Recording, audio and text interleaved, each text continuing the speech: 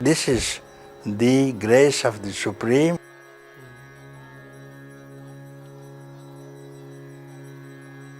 It is that which is doing, using Punjaji, and I am happy I am being used. I am very happy.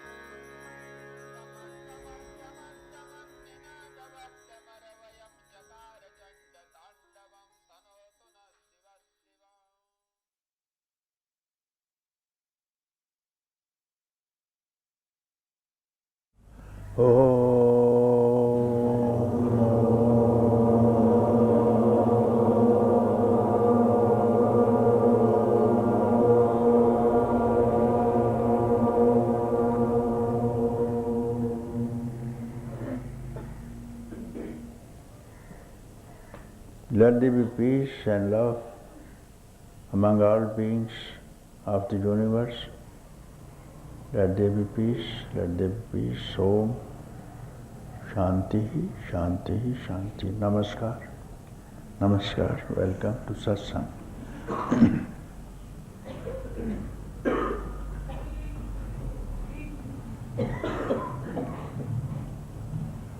Knowledge and practice.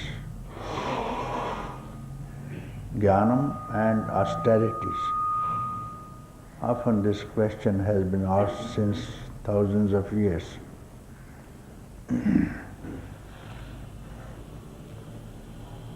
So, in reply to one king who left his kingdom and became a hermit, so one sage came near him and he asked this question to help him. And he says, "Who are you?" He said, "I am a king. I left my kingdom, my queen, ministers. What for? For freedom." Then he was living in a thatch hut, and instead of royal robe, opted to have a sack around him. This has got nothing to do with freedom. And the sage said, I will give you enlightenment or freedom here and now. Freedom can be attained here and now, with no need of any tapas, penance, austerities, sadhanas, practices. Wisdom can be attained here and now. Even if you practice, you have a certain notion to attain something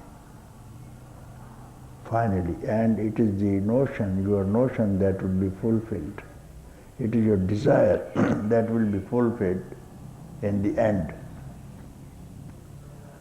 So when you have to entertain a notion to have something else, why don't you entertain the notion for the first intent to have knowledge, to be free? How this freedom can be won? Close association of a saint is quite enough. Thereby you will resolve your doubts and your mind will be purified to receive. If your mind is not pure, even if God gives you instruction, you will not be able to get it. You have first purify your mind. Your mind must be purified. Not in one janma, many janmas you have to born and reborn, and then the mind will be purified. So in the last janma, in the last incarnation, there will be desire to be free, and this is going to work. You will be asking, you will be wanting the company of a holy person. Somehow you will be led to him. You will be led to him. Somehow you will reach him and stay with him. That is on your part, you have fulfilled. The rest depends upon your teacher. So, the knowledge is supreme, and if you cannot assimilate it, you cannot get it, then you have to take up your austerities. For a long time, not for one age, many incarnations you have to take, you see, to fulfill your austerities and purify your mind and get ready to receive knowledge. As all rivers enter the ocean, so all the austerities, practices will lead you to knowledge. That's how it's described in the sutras. So those who follow the knowledge or understand the freedom, it's not for the first time that they have been successful, because we see some people, they say, we came here this morning and we have finished our job with you, we go back to our home. It's not for this. And some people take a week, some a month. It's not, they don't see their roots. So it takes even whatever time you are spending here, it will not go waste. Surely you will be rewarded for this thing. So best of all is going to be to remove your impediments, hindrances. Only you are going to remove your hindrances and not to achieve freedom. Freedom is already there. Freedom is already there. Only you have to remove what stood in between you and the freedom in front of you. some veil in front of you, and that veil is ego.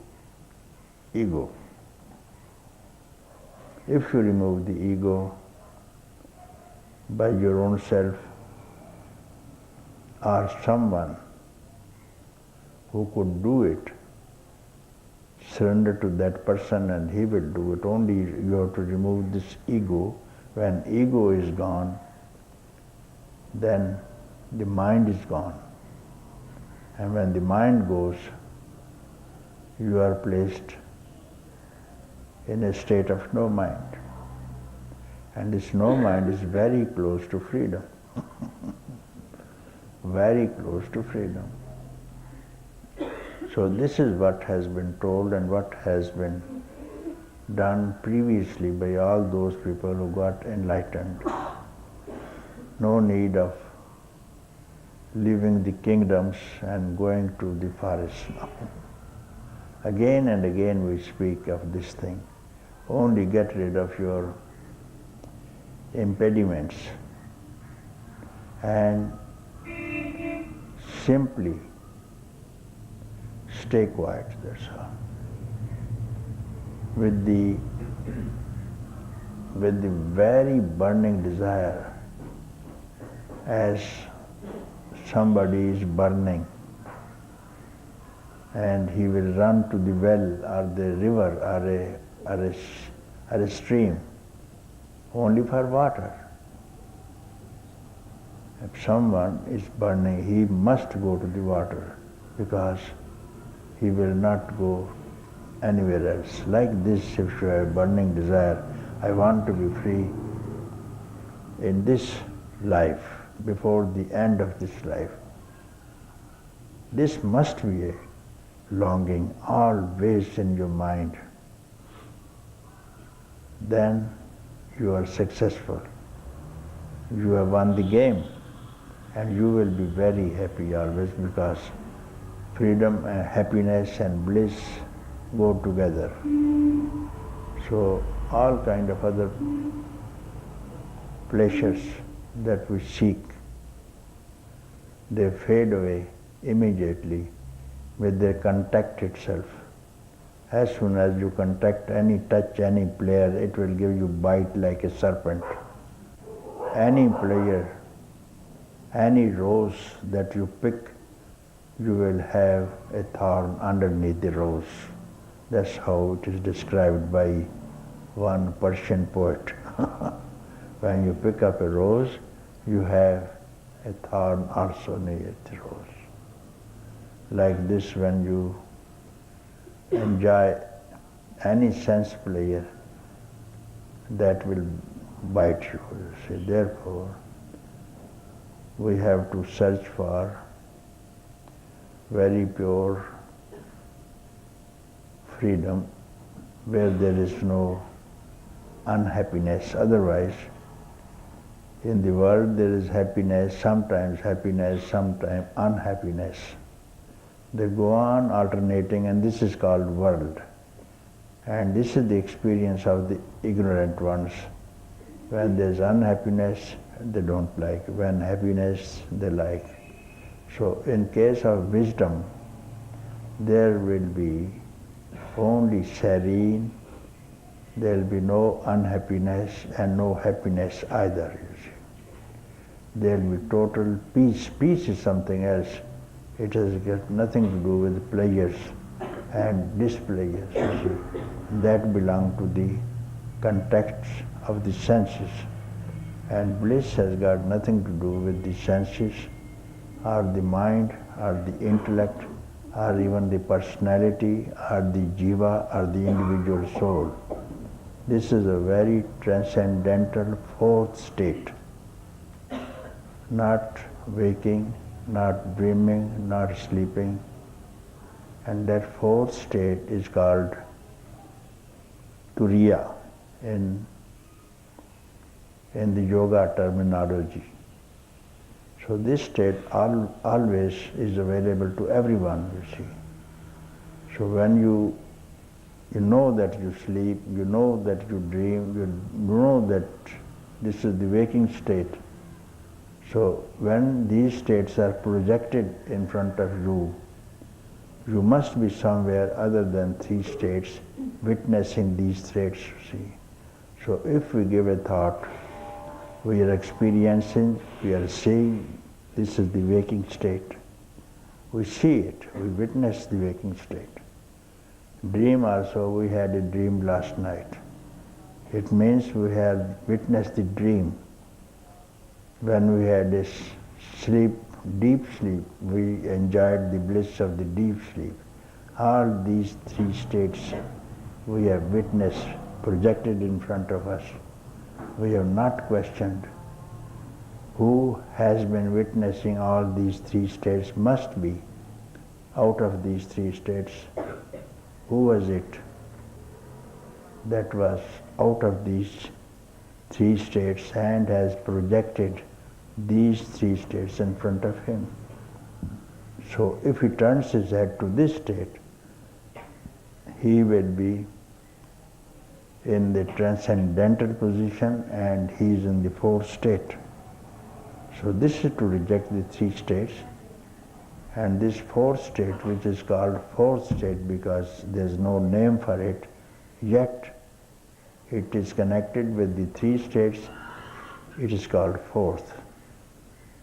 So to win the complete, perfect freedom is yet beyond it, you see. So that has no name.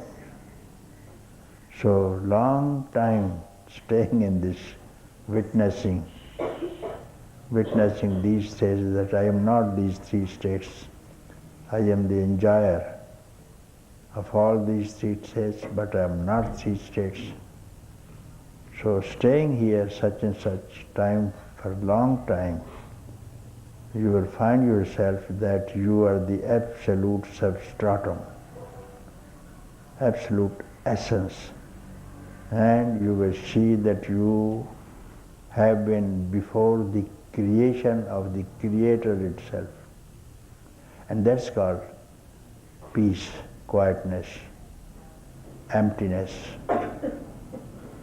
from where everything rises like the ripples, like the waves,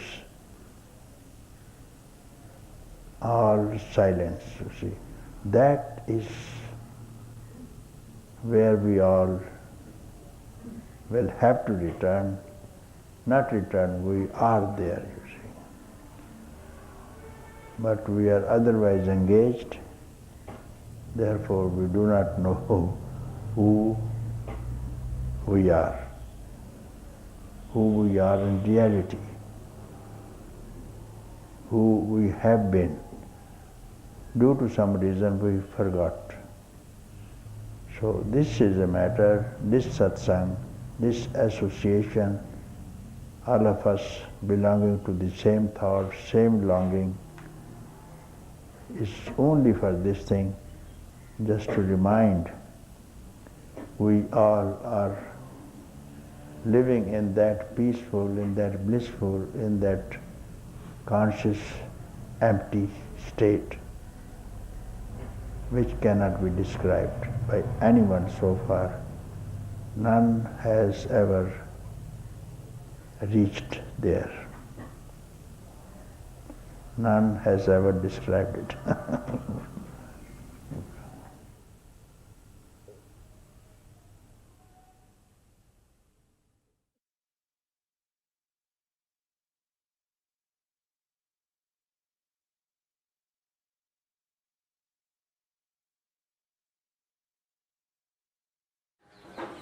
About a year ago, you quite often told a story about a man who used to climb on a diving board and then walk along the diving board and jump off. And you compared this to the process of self-inquiry. Can you tell this whole story for the camera? I picked up this story because I had gone to one swimming pool and the boys were swimming in the swimming pool, and there is a 10 feet high jumping board. So people go from the behind and one by one they go on this projected board. They go from the steps behind, go on the end of the jumping board. And then they can't go back because the other people are also behind.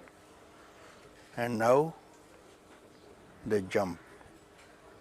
In front there is nothing. They do not know where they are going to fall. In between this fall, edge of the jumping board here, here.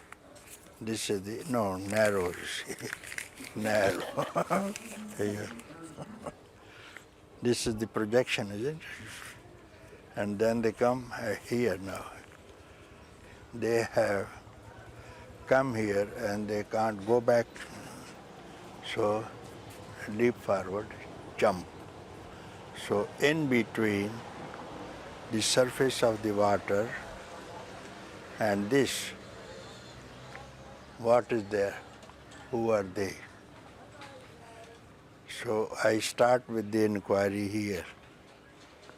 All what was conceived in the beginning from outside, I am going to swim. Then they undress somewhere, and then they are now ready to jump. And they had come over the board and here. And they have left behind everything. They closed behind.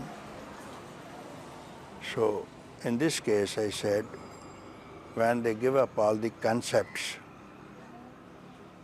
behind and in the front, they do not know what is going to happen. And they jump. Here, you have to conduct the inquiry, who am I? Here.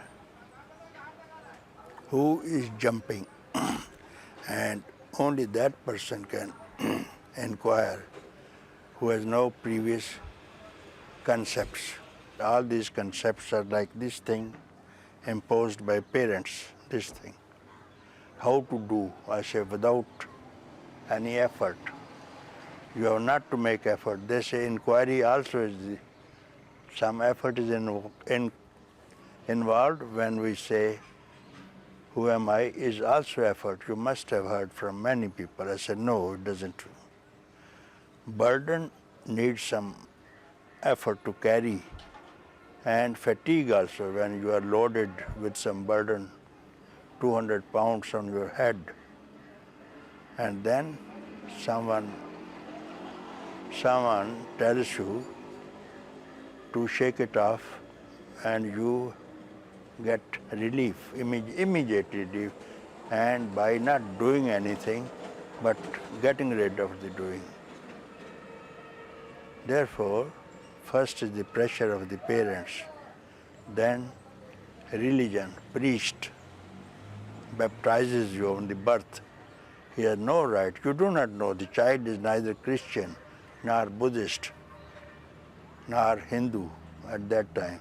You have no right to call your child he is a Christian or a Buddhist. The child is smiling, you see. And he doesn't know the religion is imposed on him. Then the religion, number 2 is religion. Then society, social norms. You have, according to the society demands like this thing. But society, social habits, social behaviors are quite different from country to country. One kind of society accepts this rule, the same rules are rejected by the other countries. So there are special things, society also there. Then political reasons, differences among the politicians also. Of the same country there are differences. So politics also, this is politics. Economic reason also. This man is poor, this man is rich. This also, someone is inferior and someone is superior on the basis of the money. So this pressure is also economical pressure, you see.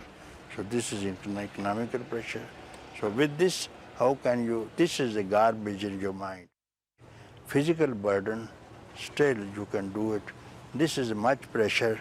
This is a mental burden, you see. This burden has entered the mind and is stored in the memory. And you have taken it in the mental, and then the senses also feel, then the physical body also feel. Therefore you call it is burden. This is an effort. What I speak to them to conduct an inquiry is no effort at all. What effort is there? Now this is a holding. Hand is holding. Hand is holding. Hand is not to conduct inquiry. Neither it will get enlightenment. Who is giving energy to the hand? This energy is the reservoir. Now you go back from this physical to mental, mental to transcendental, even beyond. When you go there to beyond, there you have to conduct the inquiry. Who am I? How? How is not effort? It is effortlessness. That's why I dropped this thing. Now, turn yours. This turning point is quite effortless, you see, here. So here you have to turn the mind, how to return to the source of the mind, direct the mind to the source.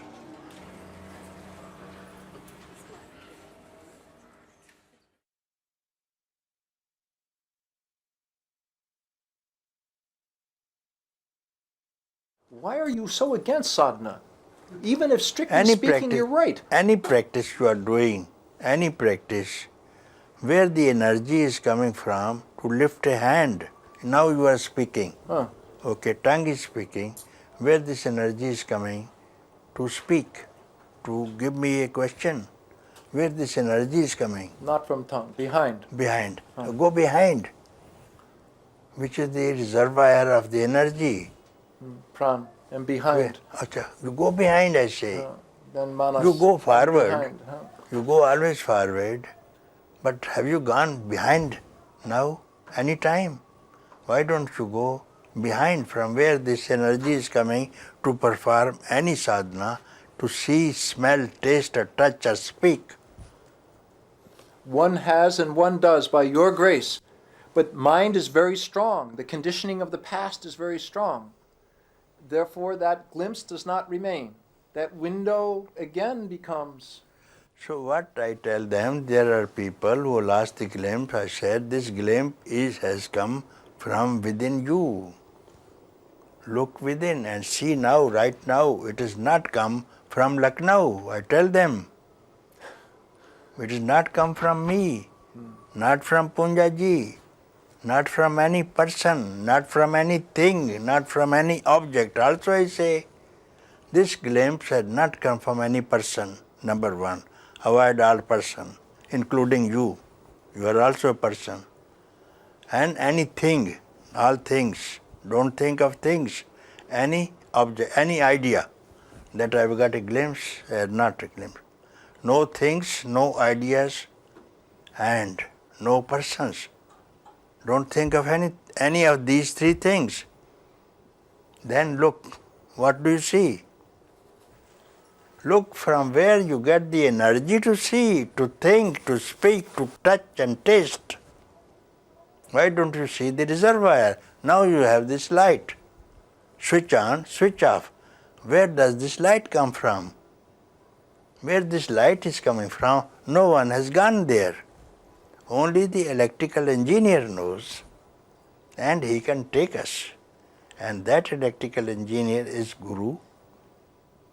He will take you there, my dear boy, you come. This line is coming, you cut the line also. There is no light in the line. No light. Right. I asked this question to one chief electrical engineer of Lucknow here. He said, we do not know what happens. There is no light in the wire. See, break. Nothing. There also we do not know what happens. Instantly this electricity is produced. So you go to the reservoir and then you can switch off, on whenever you like. This is not light that you see. I only say, come, go to the reservoir, and here the reservoir may be 5 kilometers, but this reservoir is just the nearest than your retina, behind the retina from where you get the sight to see, behind the breath even. You are not to make effort even to breathe. So close it is. Why can't you do even this as I say for 1 second? And then give me 1 second of your, whatever your age is. 1 second you can give me, I beg of you 1 second, and tell me the result. Go to the reservoir, and how to go to the reservoir, don't think of a person, a thing, or any idea. Any attainment of sadhana or anything, what you speak is within the time, and result will be within the time, and it will destroy. Time will be lost. But what will be destroyed? Maybe ignorance will be destroyed. Your concept that this is freedom, your projection that I get this by this practice, I will be benefited, and you get the result also. But Master, even the search itself is illusory. Yeah, so within this illusory search, don't search. Give up your search. But you ask the impossible. No. Then what would be the meaning of the scriptures? You will know the meaning. Scriptures only tell you this thing. Keep quiet. Keep quiet. Indeed, that's true. But they also We must encourage listen. If it is sadhana. true, let us try, To dull-headed people, they describe sadhana. Also they say sadhana, don't practice. Also they say. Cannot sadhana be a fruitful illusion that it can help to reduce karmas, reduce the weight of conditioning, reduce the weight of samskars, to fit the mind to hear the truth from the teacher? When you are doing any practice, any sadhana, at that time you ask the question, who is doing sadhana? Who is doing sadhana? I am very satisfied what's going on, and this is the grace of the Supreme. It is that which is doing. He is using Punjaji, and I am happy I am being used. I am very happy. I must say, I haven't the heart to say anything further about sadhana. For the 2 years or so that I've known you, I've never known another human being who has worked and served humanity, people, without distinction of caste, creed, color, country, race, religion, so hard day and night as you. I've never seen, and keeping nothing for himself, taking nothing from anyone else, just serving people with love and compassion so completely.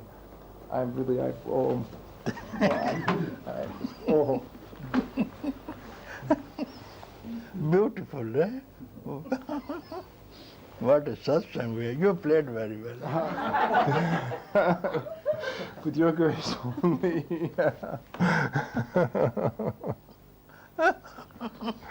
Really, there's not another person alive like you. Thank you. Thank you. Thank you very much. Thank you so very much. You've honored me so much, Papa. Really, yeah, I don't know thank how you. to express it. We, on behalf All of of you have. everybody. Thank you so much. I'm very...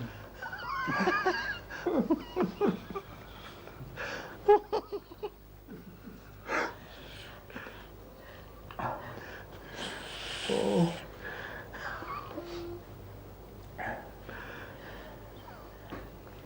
I don't know what karmas I did to have you in my life, Papa. I'm just...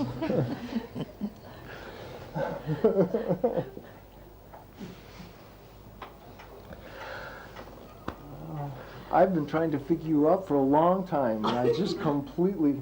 I don't know how you do it. You don't depend on any human source. Nothing. You don't depend on any human source of affection, of love or affection, of energy. It's uncanny, it's unreal how you are, what you do day and night. Unbelievable. really, I've never seen anything. It's the grace of my life to up close to be in the presence of such a I don't even know if you're human. Honest to God, I mean it. You completely you baffle me totally. I'm really. So now I just give this all up. Completely, these books is also.